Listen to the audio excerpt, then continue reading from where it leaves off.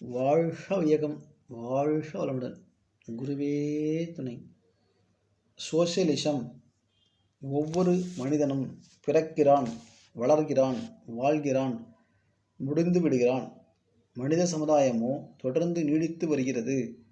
ஒவ்வொரு மனிதனையும் உருவாக்கி, வளர்த்து, அறிவூட்டி, தொழில் திறம் காட்டி, வாழ்விற்கு வேண்டிய பொருள்கள், வசதிகள் அனைத்தையும் அளித்து காத்து வாழ வைக்கிறது சமுதாயம்.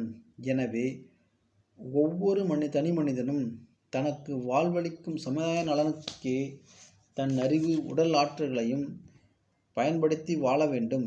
இவ்வாறு தனி மனிதன் தன் கடமை உணர்ந்து வாழ வேண்டும் என்ற தெளிவும் பொறுப்புணர்வும் கொண்டு வாழ ஏற்றது சமுதாயம் என்பதை சொசைட்டி என்று வழங்குகிறோம்.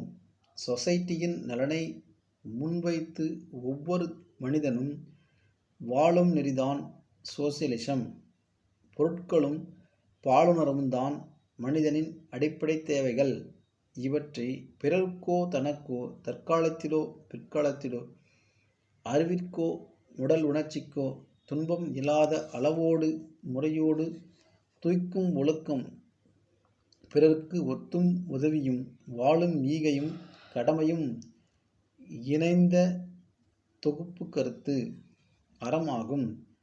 உடல், உயிர், அறிவு, மெய்ப்பொருள் என்ற 4 நிலைகளை உணர்ந்து கொள்ளும் அறிவின் முழுமை பேறுதான் வீடு பேறு அல்லது மெய்விளக்கம் ஆகும். இறைநிலை விளக்கமும் இதுவே. மனிதன் இறைநிலை உணர்ந்து அறவழி கண்டு பொருட்களையும் பாலுணர்வையும் துய்த்து வாழ்ந்தால்தான் தனி மனிதனிடத்திலும் சமுதாயத்திலும் அமைதி நிலவும். இதனால் மெய்விளக்கம் பெறும் வழியை இறை வழிபாடாகவும் அறநெறியினை உயிர் வழிபாடாகவும் வைத்து வாழ்க்கை நெறியினை முன்னோர்களான பேரறிஞர்கள் வகுத்து காட்டியுள்ளனர். இத்தகைய மனிதன் வாழ்வின்